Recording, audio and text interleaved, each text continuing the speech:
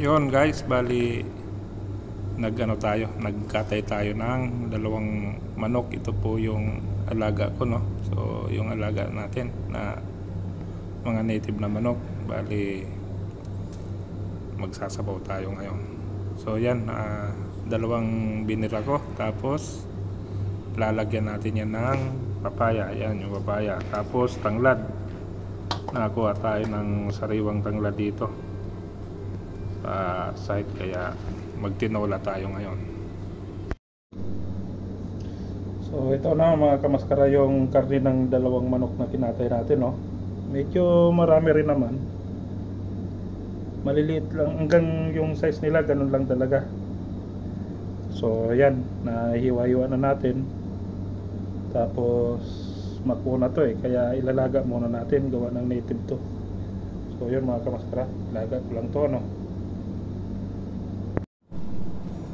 Habang pinapalambot natin yung karne ng manok, magbalat muna tayo ng papaya.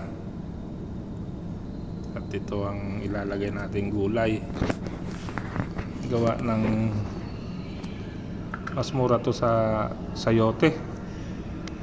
May sayote naman dito, kaso mas mahal yung sayote, pero masarap naman tong papaya. Pang tinola naman talaga tong papaya, no.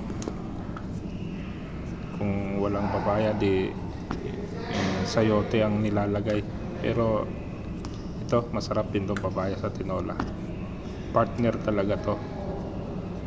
So yan po, balatan lang natin para sahog natin sa tinolang manok natin. Yan.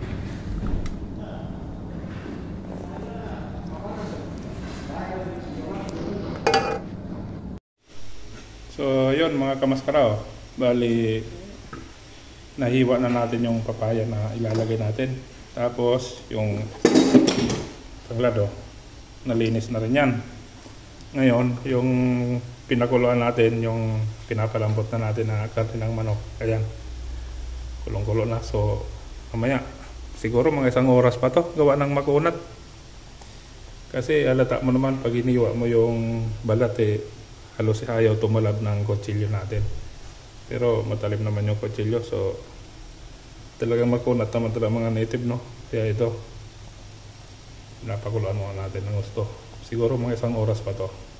So yun mga kamaskara, balikan na lang natin yan pag malambot na. So ito mga kamaskara, bali nilagay na natin yung yung papaya, tapos yung tanglad, at linagyan ko na rin yan ng sibuyas at luya para talagang malasa. So yan, lambot na kasi, kaya linagyan na natin yung mga ricado. So ito, kulong-kulo na. Tayo lang natin maluto yung gulay, titimplan natin yan. Ayan, nagmantika rin naman mga kamaskara.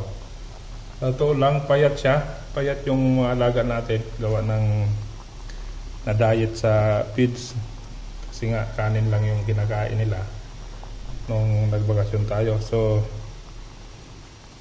pumayat sila, pero yan, kala ko nga walang taba, pero ayan, nagmantika rin naman, mga kamaskara.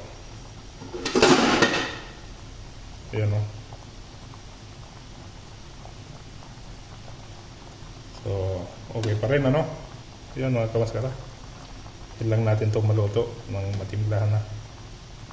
Lambot na yung karne, lumambot din sa wakas.